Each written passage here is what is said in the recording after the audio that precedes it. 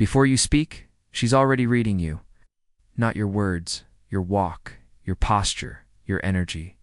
And most men, they have no idea what they're silently telling her. We live in a world that overvalues noise words, charm, clever lines. But women often feel attraction long before you ever open your mouth.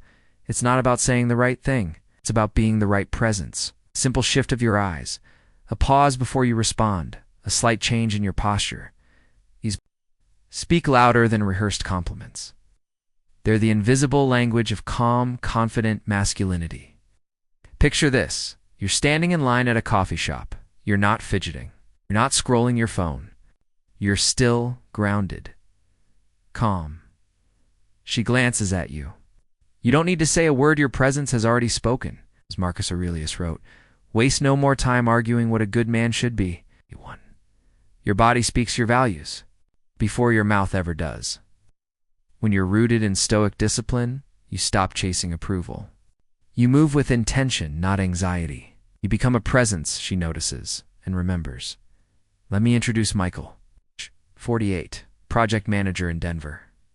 Second date, a dimly lit jazz lounge. His date Sarah is telling a story about Italy. Michael. Doesn't interrupt. He tilts his head slightly, just enough to say, I'm here. I see you. He holds eye contact, calm, still present. And Sarah leans in. Not because he said the perfect line, but because his energy made her feel safe and seen. Epictetus reminds us, we have 2 ears and 1 mouth, so that we can listen twice as much as we speak. This is the essence of real attraction, not performance, but presence. Not noise, but poise. You don't need to talk your way into her heart. You only need to show her you're already at peace with yourself. And once you master this stillness, she'll feel it without you needing to say a single thing. There's a moment in every conversation when she says something teasing, bold, or unexpected. Most men react instantly, trying to impress, explain, or entertain. But a man who simply lifts one eyebrow calmly, deliberately sends a much stronger signal. The one eyebrow raise is silent intrigue. It says, I heard you, but I'm not giving it all away. It's not exaggerated. It's subtle, almost playful. But it changes everything. Think of Paul, 51, divorce, starting over. He's out with a woman he finds interesting, sharp-witted, flirty.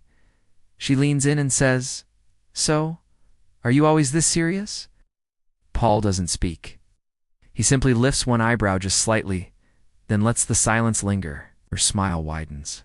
Her eyes sparkle. He's just shifted the dynamic without a single word. Why does it work? Because it's rare. Because it makes her lean in curious, intrigued, a little off balance in the best way. Marcus Aurelius said, the soul becomes dyed with the color of its thoughts. If your thoughts are calm, centered, and confident, your face will reflect. The eyebrow raise, is just an echo of your internal stillness. Too many men overreact. They laugh too hard, respond too fast, try too hard. But the man who responds with subtlety reveals a deeper mastery, self-control. A slight eyebrow lift is a micro-challenge. You're not rejecting her. You're inviting her to keep going, to show more of herself. That kind of challenge, when rooted in poison. Arrogance is magnetic, Seneca wrote. Most powerful is he who has himself in his own power. This is exactly that, a gesture of restraint, a signal of strength. But don't overuse it. Raise your eyebrow at every sentence, and it becomes cartoonish. Use it once, at the right moment, and it's unforgettable.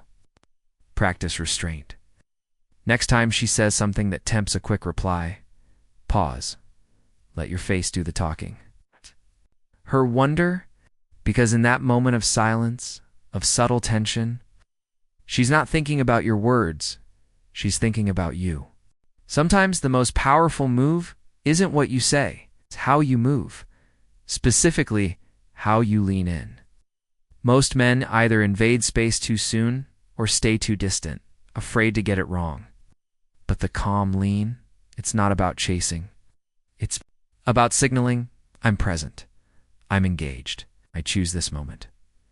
Picture David, 52, relaxed, confident. He's out with Emily at a quiet wine bar. She's opening up, not dramatically, just something that matters to her. As her voice softens, David leans in just 6 inches. Not rushed, not needy, just present. In that moment, she lowers her own voice. The air shifts. Everything around them fades. It's because now, the conversation isn't just words, it's connection, Seneca said. Silence is a lesson learned through life's many sufferings. David didn't speak louder to be heard. He leaned in and made her want to come closer. The calm lean isn't just a gesture. It's a statement of emotional awareness. It says you know when to move forward. More importantly, when not to. It's about reading her, not dominating. You don't lean in the second she speaks. You wait for the moment when her eyes lock, when her voice deepens, when her guard lowers. It's when it matters. Too many men lean in constantly. It kills the contrast, the rhythm. The power of this move is in its timing. Start relaxed. Let the conversation breathe. Then lean in not to fill silence, but to honor it. Epictetus taught, first say to yourself what you would be, and then do what you have to do. This is what a man of intent does. He acts from stillness, not impulse. And when done right, the calm lean invites her into your world without a single word. It's not about closing the gap physically. It's about pulling her closer with presence. David later noticed Emily mirroring him, leaning in more, softening. Her tone, that's when you know the connection has shifted. Because sometimes, it's not the words you say that move her. It's how still you are when she says hers. There's a gesture that speaks of quiet power, simple, deliberate, and often overlooked. It's the jaw or chin touch. Most men fidget, tap their fingers, scratch their necks. But the man who pauses to gently rest his hand on his chin signals something Ray control. Picture this. You're deep in a conversation. She's talking, sharing something that matters. You're silent, focused. Then slowly, your fingers graze your jaw. You don't rush it. You don't break eye contact. You're not trying to impress. You're just present. And in that stillness, she leans in. Because now she's not just wondering what you'll say, just wondering what you're thinking, Epictetus said. Practice yourself for heaven's sake in little things, and thence proceed to greater. The jaw touch is one of those. Little things, done right, it speaks volumes. It's not about posing. It's about reflecting. It's a subtle cue that says, I'm here, I'm listening, and I don't speak without thought. This move works best when you're mid-thought processing. What she just said, or allowing a moment of silence to settle, it creates rhythm, a pause. And in a world addicted to speed, that pause is magnetic. Let's look at Robert. 45.com, composed. He's sitting with Julia on their third date. She asks him something unexpected. Do you ever think about starting? Over. Robert doesn't answer right away. He touches his jaw, gently, pauses, breathes, then replies. The moment feels real because it is. He's not performing. He's present. The greatest remedy for anger is delay. That same delay applied to presence creates depth. When your movements slow down, your presence sharpens. A deliberate chin touch becomes punctuation, not filler. And when paired with a soft head tilt or calm lean, it becomes even more powerful. It draws her attention to your face without force. It shows that you're a man who doesn't rush, doesn't reveal everything all at once. The Stoic man understands he who controls the space between stimulus and response controls the room. So next time the moment arises is don't fill it. Hold it. Let your silence speak. In a world obsessed with quick comebacks and instant replies, silence has become a rare power. But the man who can pause before speaking, he owns the room without raising his voice. This isn't about hesitation. It's about control. And that kind of control changes how people experience you, especially women. Imagine this. Jessica leans in across a rooftop bar, city lights glowing behind her. She smiles and asks, "So are you always this confident?" Most men would rush to answer, eager to impress. But Mark44.com and centered doesn't flinch. He holds her gaze, waits. 1 second. 2. Then with a quiet smile says, only when it matters. That moment, it's not about what he said. It's about the pause that came before. Marcus, Aurelius wrote. Be tolerant with others and strict with yourself. Mark's pause showed that discipline. He didn't need to impress. He let her feel his presence. A pause is not passive. It's intentional. It tells her you're not just reacting, you're reflecting. Your words have weight because they don't come cheap. When you pause, you shift the pace. You set the rhythm. And now, she's leaning into your energy, not the other way around. Seneca once said, "It is a rough road that leads to the heights of greatness." Greatness doesn't rush. Neither should you. Here's the truth most men miss. Quick answers are forgettable. Measured responses are memorable. So how to use this? Simple. When she asks you something meaningful, don't jump in. Breathe. Let the silence stretch. Just enough to be noticed. Then speak with intention. That space, that pause, becomes a frame in your words. They become the art inside it. It works in every part of life, dating, business, family. Because a man who isn't afraid of silence is a man who isn't afraid of himself. Epictetus reminds us, we have 2 ears and 1 mouth, so that we can listen twice as much as we speak. Let her feel that. Let her feel that you choose your words and your moments. Because the man who buzzes leads. Some gestures don't just signal confidence. They command attention. One of the most quietly powerful. The hand steeple. Fingertips touching. Palms slightly apart. Shape that says, I'm composed. I'm in control. No need to prove. No need to rush. You'll see this in powerful men leaders, negotiators, thinkers. Why? Because the steeple isn't about dominance. It's about presence. Let's take William. 47executivecoach.com under pressure. He's having coffee with Olivia, a colleague.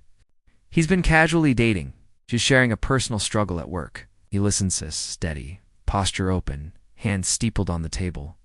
No interruptions, no advice blurted out, just stillness. And when he finally speaks, he lowers his hands and chooses his words with care. That's the impact. The silence between movements becomes as powerful as the movement itself. Marcus Aurelius wrote, The best revenge is not to be like your enemy. The steeple is the opposite of nervous energy, stillness in action, poise without show. Psychologically, the gesture works because it's open and honest. You're not blocking. You're not fidgeting. You're simply grounded. And in today's dating world, where most men are twitching, adjusting, overcompensating, a man who stays still becomes magnetic, Seneca said. A great mind becomes a great fortune. The steeple reveals the mind behind the man, shows thoughtfulness, stability, and emotional maturity. But here's the key, don't force it. If you hold it too long, it feels fake. If you fall into it naturally during a pause, it feels authentic. Use it when listening, when allowing her to speak, when processing before you reply, subtly, shifts the dynamic. She feels your calm and slows her pace to match yours. Epictetus reminded us, no man is free who is not master of himself. This gesture is a reflection of that mastery. Want to stand out? Don't talk louder. Don't. Move more. Move less, but with purpose. Let her feel the full force of your attention without a single word. Confidence isn't loud.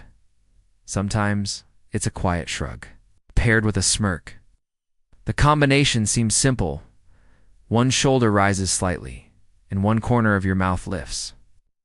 But this small, playful move can shift the entire tone of an interaction. It says, I'm here. I'm good, and I'm not trying too hard. Signals nonchalance, charm, and relaxed detachment all at once. Let's look at Ryan. 48, easygoing, confident without arrogance. He's at a backyard barbecue, chatting with Lisa about old-school rock bands. She throws out a bold opinion, smirking. Ryan doesn't argue. He shrugs one shoulder, gives her a half smile, and says nothing. She bursts out laughing. That moment wasn't about the music. It was about his energy. The shrug and smirk created a playful tension, a rhythm that kept her engaged. Marcus Aurelius said, You have power over your mind, not outside events. Realize this, and you will find strength. Ryan's gesture showed that mindset. He didn't need to win the moment, just needed to stay grounded in it. The shoulder shrug tells her, I'm not rattled. The smirk adds, but maybe I know something you don't. From a psychological angle, these expressions tap into authenticity. They're unforced, unrehearsed signals that you're comfortable in your skin. But timing is key. Use this move in light, playful moments, never when the conversation is serious or emotional, and don't overdo it. Used too often, it loses its charm, Seneca wrote. A wise man is content with himself. This move radiates that self-contentment. You're not chasing a reaction, you're just enjoying the moment. It's also a reset button. If something awkward happens, a casual shrug and smirk can diffuse tension and say, no big deal. Dale. Stoic man understands detachment not as disinterest, but as emotional freedom. He's not overinvested in being right or admired. He's rooted, and that's rare. So next time she teases you or throws out a challenge, don't react with force. Respond with ease. Let the shrug and smirk say what words never could. Sometimes all it takes is a look. Not a stare, not a smile. It's just the eyes, and a half smile that barely touches your lips. And suddenly, she's wondering what you're thinking, what you're not saying. The eye plus half smile is the most subtle form of confidence. It's controlled.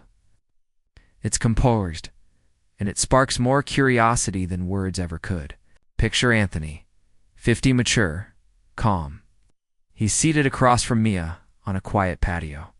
She finishes a story with a teasing tone, expecting a reaction.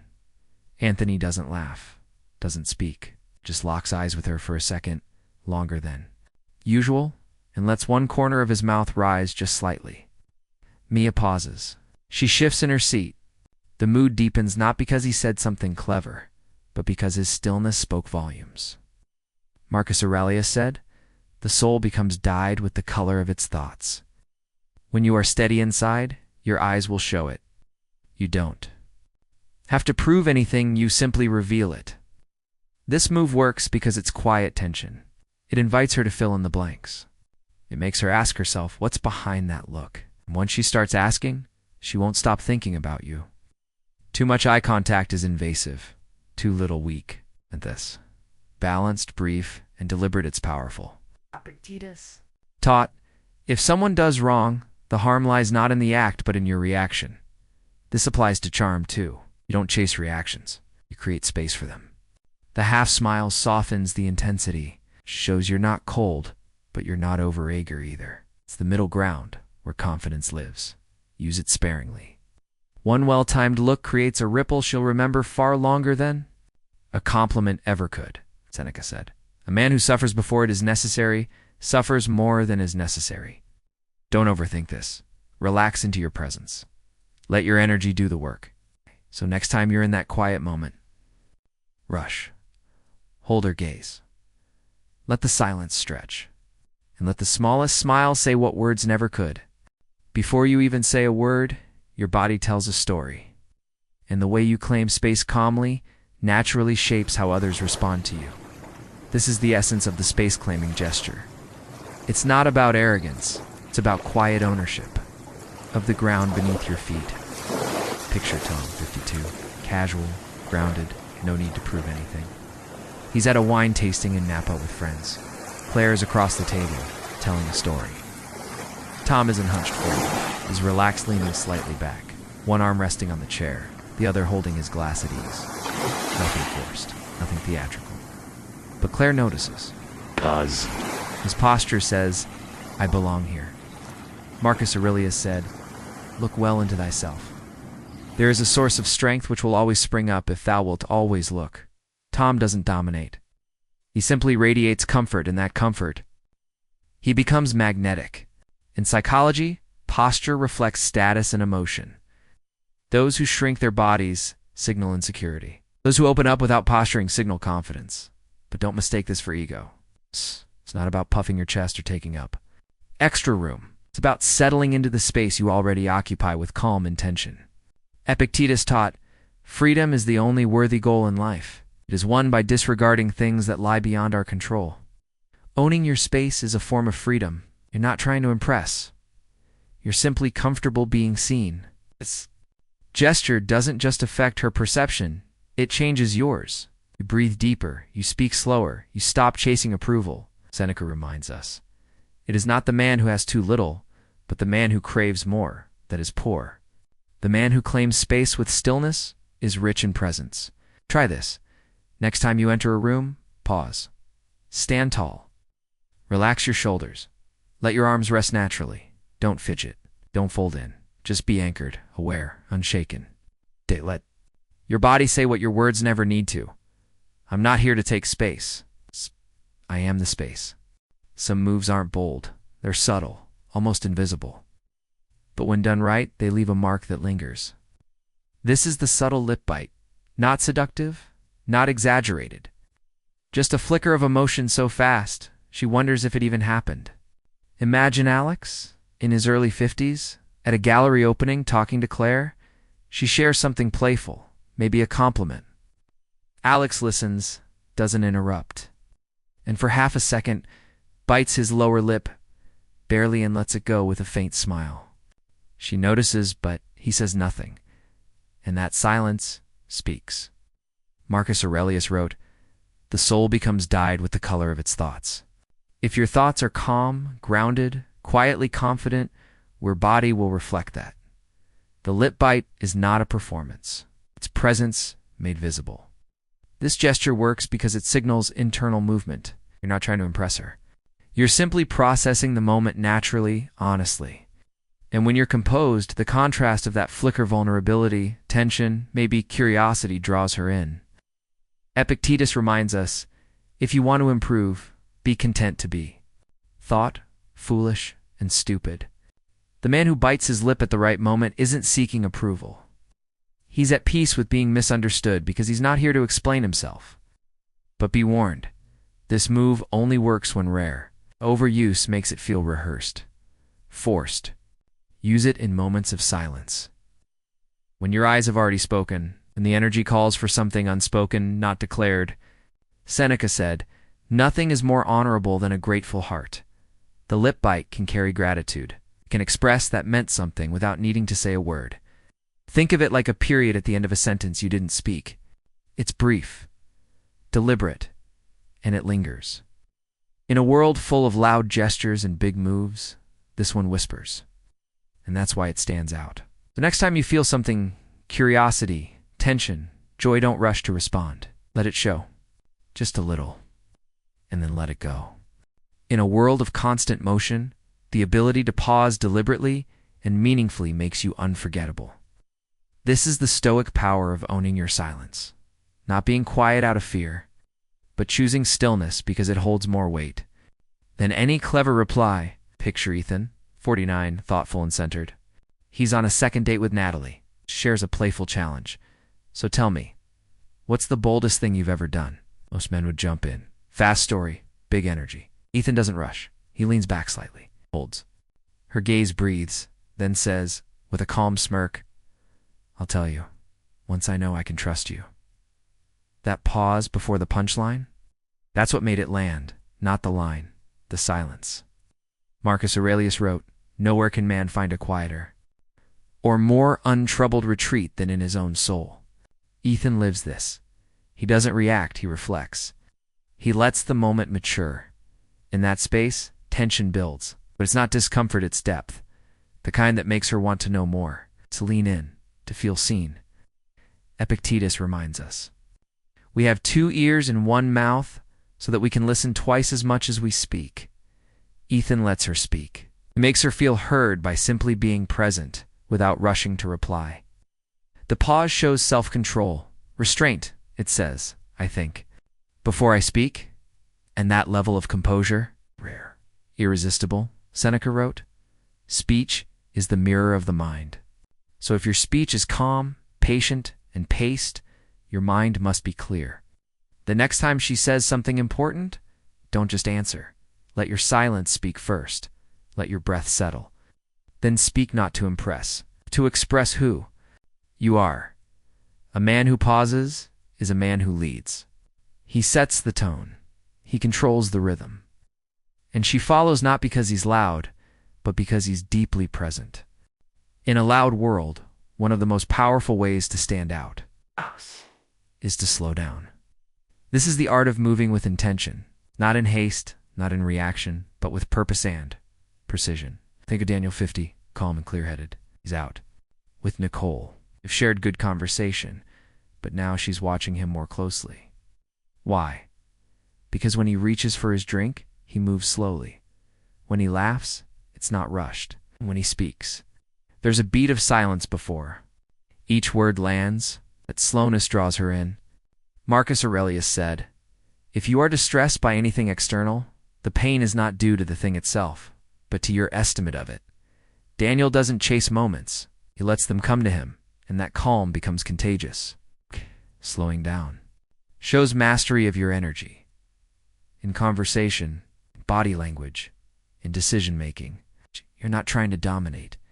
You're simply leading the rhythm. Epictetus reminds us, no great thing is created suddenly. Connection, attraction, trust none of these grow in haste. So why rush your presence? Most men fidget. They adjust, overtalk, overreact. But you let stillness do the talking. Let's go back to Daniel. As Nicole shares something emotional, he doesn't jump in. He lets her speak. He waits, then responds not with a joke or solution, but with a pause and eye contact. That moment tells her, "I'm here. I heard you. I'm not going anywhere," Seneca wrote. Time discovers truth. And truth, especially in relationships, is found in those slow, intentional moments, not in flashy reactions or forced charm. So how do you apply this? Move slower than you feel you need to. Speak with breath, not urgency. Let silence hold your words like a frame around art. In that space, she'll feel something few men give her. Presence. The Stoic man doesn't rush. He doesn't fidget. He doesn't chase. He leads. By slowing down, you've learned the moves, the stillness, the subtle signals, the power of silence. But here's the truth. No move matters unless it's backed by presence. Presence isn't a trick. It's not posture. It's who you are when the noise is gone and your inner world is steady, Marcus Aurelius said. The only wealth which you will keep forever is the wealth you have given away. Every gesture, every pause, glance, lean as a gift when it comes from a place of calm. Think of Leo, 53, divorced, rebuilding. He doesn't try to impress anymore. He walks into a room, speaks only when necessary, and listens like he's actually listening. And women notice not because he's flashy, but because he's rare. Epictetus wrote, "If you want to be unstoppable, focus on what you can control." Leo can't control how others react, but he can control his breath, his gaze, his pace, and that's enough. Seneca reminds us, "He who is brave is free." When you no longer seek validation, your presence becomes bold without effort. So, what do all these tiny moves really mean? They're not pickup techniques. They're reflections of a deeper truth, that composure is power, that restraint is strength. That you don't need to chase connection, you just need to stop interrupting it. Let others perform. That you stay grounded. Let others rush. You stay deliberate, because the man who masters stillness leaves a lasting impression without saying a word.